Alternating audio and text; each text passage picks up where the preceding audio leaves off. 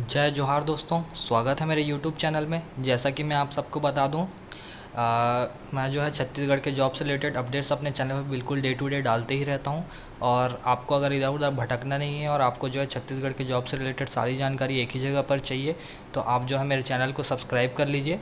और मेरा एक टेलीग्राम चैनल भी है, AR अपॉर्चुनिटीज़ हेल्प डेस्क के नाम से। आप जो है उस टेलीग्राम चैनल को भी ज्वाइन करके रख लीजिए, ताकि जो है वहाँ पे मैं जो है आपको सारी डिटेल्स बताते रहता हूँ। विभागीय जो भी नोटिस जारी किया जाता है, पात्रपात सूची हो, चयन प्रक्रिया से कोई भी रिलेटेड नोटिस अगर जारी किया जाता है, तो मैं जो है वहाँ पे आपको अपडेट देते रहता हूँ। ठीक है, तो चलिए आज मैं लेके आ गया हूँ आप लोगों के लिए एक नई वैकेंसी, जो कि होने वाली है गुरु घासीदास यूनिवर्सिटी बिलासपुर के लिए।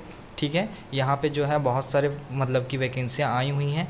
तो चलिए हम लोग देख लेते हैं कि किन किन पदों पर जो है वैकेंसियाँ आई हुई हैं। ठीक है, तो जैसा कि आप सब देख सकते हैं एडवर्टाइजमेंट। ठीक है, online application are invited for the post of professor, associate professor and assistant professor. ठीक है, 3 तारीख को जो है एडवर्टाइजमेंट जारी किया गया है। प्रोफेसर, एसोसिएट प्रोफेसर और असिस्टेंट प्रोफेसर की बहुत सारी वैकेंसियाँ आई हुई हैं।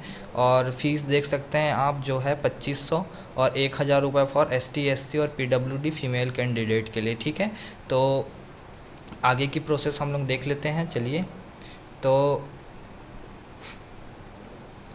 इसमें आप देख सकते हैं ये वही है, हिंदी में आपको बताया गया है।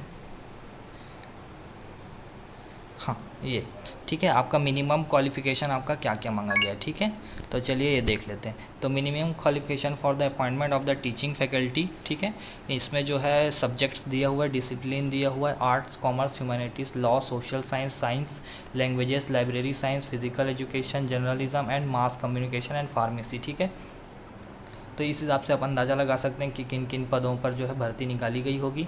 तो उस हिसाब से आप देख लीजिए। तो इसमें असिस्टेंट प्रोफेसर के लिए जो एलिजिबिलिटी रखी गई है वो है आपका मास्टर डिग्री होना चाहिए आपके पास 55% मार्क्स के साथ। ठीक है, और उसके बाद देख लेते हैं। तो आप जो है नेट का आप क्वालिफाइड होने चाहिए, है ना। Net accredited by the set of who are the और हैव बीन अवॉर्डेड PhD। ठीक है, आपका अगर सेट क्लियर है या फिर आपने PhD की है, तो भी आप जो है आप इसके लिए एलिजिबल होंगे। या तो फिर आप मास्टर डिग्री के साथ आपने नेट क्वालिफाई किया हुआ है, तो भी आप जो है इसके लिए क्वालिफाई होंगे। ठीक है, उसके बाद देख लेते हैं आगे। तो आपके पास जो है the PhD degree of the candidate had been awarded in the regular mode. ठीक है, आपका जो PhD डिग्री है वो रेगुलर मोड पे ही हुआ होना चाहिए। ठीक है, और उसके बाद देख लेते हैं। तो the PhD thesis has been evaluated by at least 2 external examination. ठीक है, आपका जो थेसिस जो बनाया जाता है PhD के दौरान पे, वो आपका जो है इवेल्युएट जो किया गया हो वो 2 एक्सटर्नल एग्जामिनेशन, मतलब एक्सटर्नल एग्जामिनर्स के द्वारा जो है आपका जो है थेसिस जो है इवेल्युएट किया गया हो। ठीक है, and open PhD viva was of the candidate has been conducted. ठीक है, आपके लिए जो है आपका जो PhD है उसमें ओपन वाइवा वॉज जो है आपके द्वारा जो है कंडक्ट किया गया हो। ठीक है, उसके बाद देख लेते हैं आगे। तो आपके पास जो है NET SLET SET shall also not be required for such master program in discipline like which NET SET is not conducted by the UGC CSIR और similar test accredited by the UGC like SLET और SET. ठीक है, उसके बाद देख लीजिए। तो the PhD या तो फिर आपके पास होना चाहिए कि the PhD degree has been obtain from the foreign university. अगर आपके पास फॉरेन यूनिवर्सिटी से PhD है तो भी आप जो है इसके लिए एलिजिबल रहेंगे।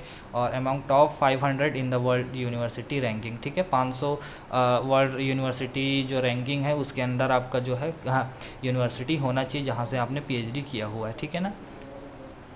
उसके बाद एसोसिएट प्रोफेसर का देख लेते हैं। तो एसोसिएट प्रोफेसर में ज़्यादा कुछ नहीं बोला गया, इसमें सिर्फ बोला गया है कि आपके पास जो है एकेडमिक गुड एकेडमिक रिकॉर्ड होना चाहिए आपका with PhD degree in the concern align और रिलेवेंट डिसिप्लिन। ठीक है, रिलेवेंट डिसिप्लिन में आपका PhD होना चाहिए और आपका मास्टर डिग्री होना चाहिए। 55% आपका जो है मिनिमम होना चाहिए मास्टर डिग्री में। और जो है minimum 8 years of experience of teaching. ठीक है, आपका 8 ईयर टीचिंग का एक्सपीरियंस मांगा है। और रिसर्च इन एकेडमिक और research position equivalent to the of assistant professor in a university. ठीक है, उसके बाद देख लेते हैं। तो प्रोफेसर के लिए जो है इसमें मांगा गया है कि an eminent scholar having a PhD degree in the concern allied relevant discipline. ठीक है, आपका रिलेवेंट डिसिप्लिन में आपका जो PhD होना चाहिए।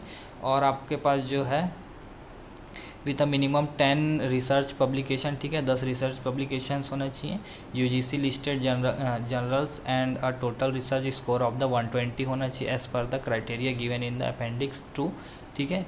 टेबल 2 बोल रहा है as given in the UGC regulation और minimum qualification appointment of teachers and other academic staff बोल रहा है, ठीक है। उसके बाद देख लेते हैं, तो आपके पास जो है minimum 10 years of teaching experience होना चाहिए इन द यूनिवर्सिटी और college as a assistant professor और एसोसिएट प्रोफेसर या प्रोफेसर के पोस्ट पे, एंड और रिसर्च एक्सपीरियंस, या तो फिर आपके पास रिसर्च एक्सपीरियंस होना चाहिए इक्विवेलेंट लेवल का, ठीक है। उसके बाद देख लेते हैं, अगर इतना ये दोनों आपके पास नहीं है तो आप जो है आपके पास कम से कम an outstanding professional having PhD degree in the relevant subject, ठीक है, discipline, any academic institution not including industry who has made significant contribution to the knowledge, ठीक है। अगर किसी कंपनी में आपने जो है इंडस्ट्री में आपने काम किया हुआ है जो नॉलेज को जो है कंट्रीब्यूट करते हैं in the concern relevant discipline, उस डिसिप्लिन पे, तो आप जो है इसके लिए एलिजिबल होने वाले हैं, ठीक है। उसके बाद देख लेते हैं आगे, तो फाइन आर्ट्स के लिए अलग से दिया हुआ है, ठीक है, position in the department of education, ठीक है, इसमें जो है आपका बीएड या एमएड मांगा गया है ना, इसको आप देख सकते हैं। और उसके बाद देख लेते हैं, तो एसोसिएट प्रोफेसर के लिए भी आप देख सकते हैं इसमें क्या क्या मांगा गया है। उसके बाद जो प्रोफेसर है इसको भी आप एमएड और एमए जो है बोल दिया गया है इसमें भी। और assistant professor special education learning disability जो रखा गया है उसमें देख सकते हैं आप क्या क्या मांगा गया है, ठीक है। उसके बाद बहुत सारी अलग अलग जो है चीज़ें दी हुई हैं इसमें, ठीक है। तो आपने अगर इनमें से कुछ भी किया हुआ है तो आप जो है इस पद के लिए अप्लाई कर सकते हैं, ठीक है। तो चलिए हम लोग देख लेते हैं कि किन किन पोस्ट पर जो है कितनी कितनी वैकेंसियाँ आई हुई हैं, ठीक है।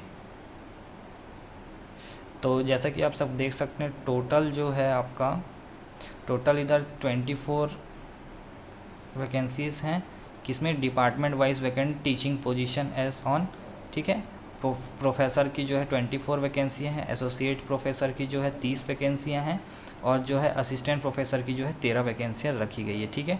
आप सब अपना जो है डिपार्टमेंट्स देख सकते हैं कि किन किन डिपार्टमेंट में कितनी कितनी वैकेंसियाँ किन किन पोस्ट पर किन किन श्रेणी के लिए जो है रखी गई हैं, इसको आप पॉज करके देख सकते हैं, है ना। और उसके बाद देख सकते हैं आप जो अगर हैंडीकैप वगैरह हैं तो आप जो है क्या क्या किन किन हैंडीकैप लोगों को जो है एलिजिबल हैं इसमें, ठीक है।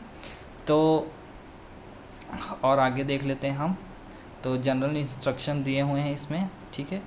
तो जनरल इंस्ट्रक्शन में आपको जो है ऑनलाइन फॉर्म कैसे जो है फॉर्म फिल करना है वो बताया गया है, ठीक है। आपको फ़ीस लगेगा 2500 रुपये, मतलब कि जो कि जनरल के लिए होगा, और जो 1000 रुपये होगा ST SC PWD female candidate के लिए, ठीक है। नो TADA, जो कि TADA आपको नहीं दिया जाएगा आपकी एग्ज़ाम जब भी होगा या इंटरव्यू होगा तो, ठीक है। उसके बाद देख लेते हैं, तो अलाइड सब्जेक्ट्स दिया हुआ है। अलाइड सब्जेक्ट्स में क्या है, तो आप सब देख सकते हैं कि जो है इस सब्जेक्ट के लिए आपके पास जो है किन किन सब्जेक्ट वाले जो है एलिजिबल रहेंगे, ठीक है। तो आपका जो है detail allied subject which may be considered for the different department is as follows, ठीक है। तो फॉरेंसिक साइंस के लिए जो है biotechnology, botany, chemistry, criminology, zoology, physics, ठीक है। Rural technology and social development में जो है बॉटनी, जूलॉजी, ये सब सारी जो है रखी गई हैं, ठीक है। तो इतना ही था दोस्तों आज की वीडियो में। तो चलिए मिलते हैं अगले वीडियो में, तब तक के लिए धन्यवाद।